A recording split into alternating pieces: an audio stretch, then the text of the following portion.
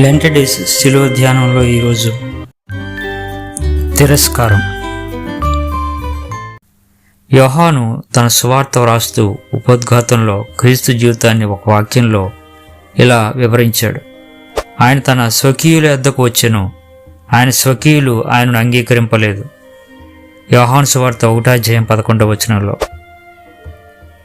క్రీస్తు తన బహిరంగ జీవితం ప్రారంభం నుంచే యోధ మత పెద్దలు, పండితుల తిరస్కారాన్ని ఎదుర్కొనవలసి వచ్చింది. ప్రార్థనా మందిరంలో యెషయా ప్రవక్త గ్రంథాన్ని చదివిన తర్వాత, నేడు మీ వినికిడిలో ఈ లేఖనం నెరవేరిందని వారితో లోకాసువార్త 4:21 చెప్పగానే అక్కడి ప్రజలు రెచ్చిపోయారు. ఇతడు యోసేపు కుమారుడు కాదా అని చర్చించుకోవడం మొదలుపెట్టారు. అప్పుడు లేచిన తిరస్కార కెరటం కాలక్రమేణా ఉప్పెనగా మారింది. చిట్ట చివరకు వీరిని చంపివేసి మాకు బరబ్బాను విడుదల చేయము అని ప్రభువును సిలువలో కొట్టి చంపే వరకు వెళ్ళింది. తిరస్కారానికి మూల కారణం మత్సరం. ఇతరుల మీద ఈర్ష్య మనసు అనే పుట్టలో త్రాచుపాములో దాగి ఉంటుంది.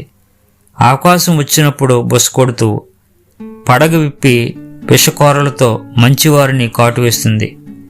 ఆదిలో కయీను మనసులో ఈర్ష్య ప్రవేశించి హేబేలు హత్యకు దారితీసింది. ఆ తర్వాత యాకోబు పుత్రుల మనస్సుల్లో దూరిన ఈర్ష్య వల్ల యోసేపు తన సోదరుల చేతిలోనే నానా హింసలు పొంది అపనిందలకు గురి కావలసి వచ్చింది. దండెత్తి వచ్చిన ఫిలిష్తీయుల సైన్యాన్ని చిత్తు చేసి దావీదు ధీరోద్ధారుడిగా స్వదేశానికి తిరిగి వస్తున్నాడు. అతన్ని చూసిన నగరపు స్త్రీలు అతనికి స్వాగతం పలుకుతూ, సౌలు 1000 మందిని చంపెను, దావీదు 10,000 మందిని చంపెను అని ఉత్సాహంతో నినాదాలు చేశారు. కానీ వారి మాటలు విన్న సౌలు రాజు గుండె అగ్నిగుండమైంది. నాటి నుండి సౌలునకు దావీదుపై కన్ను కుట్టింది.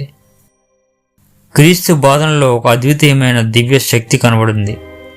ఆయన ప్రబోధాలకు ప్రజలు ఆకర్షితులయ్యారు. ఆయన చేసిన అద్భుతాలను చూసి ఆశ్చర్యచకితులయ్యారు. ఆయన ప్రదర్శించిన మహాజ్ఞానానికి వారి హృదయాంతరంగం ఆలోచనామృతంగా మారి వారిని పరలోకం వైపు ఆకర్షించింది. ఈ వాస్తవ పరిస్థితుల్ని మింగలేక నాటి ప్రముఖులు, మత గురువులు క్రీస్తును నానా విధాలుగా పరీక్షించారు, పరిహసించారు.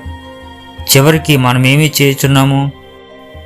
ఈ మనుష్యుడు అనేకమైన సూచక్రియలు చేయుచున్నాడే, మనం ఆయనను ఎలాగూ చూచుచూ ఊరకుండునేడలా అందరూ ఆయన యందు విశ్వాసముంచుదురు అని తీవ్రంగా చర్చించుకుని ఆ దినం నుండి వారు ఆయనను చంప ఆలోచించారు.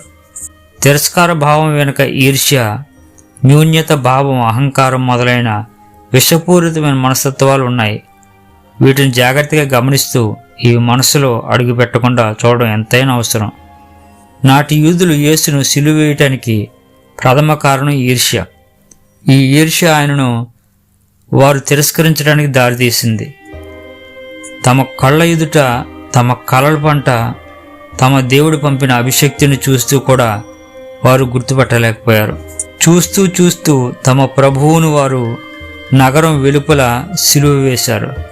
క్రీస్తు మన కోసం భరించింది కేవలం సిలువ హింసలే కాదు, తన స్వజాతి వారి నుండి నింద, తిరస్కారం, తృణీకారం. వర్షధారులుగా రావా ఓ రక్షక, నా ఈర్ష్య ద్వేషాలను క్షళనం చేయవా, నిష్కల్ముష మనసు నాలో కలిగించవా, విశ్వ ప్రేమను నాకు నేర్పించవా. ప్రార్థన. ఓ సర్వేశ్వర, ప్రేమస్వరూప, మీరు ఎంతో ఉదాత్త హృదయంతో ప్రతి వ్యక్తిని నీ పోలికలో సృష్టించారు. ప్రతి ఒక్కరికి ఘనతను, ఔన్నత్యాన్ని ప్రసాదించారు. అట్టి మీ సృష్టి తత్వాన్ని పట్టించుకోకుండా ఈర్ష్య ద్వేషాలతో ఇతరులను తిరస్కరించే మా పాపాలను క్షమించండి. ప్రతి ఒక్కరిలోనూ నీ దివ్య సన్నిధిని దర్శించి వారిని గౌరవించే మనసును మాకు అనుగ్రహించండి. ఆమేన్.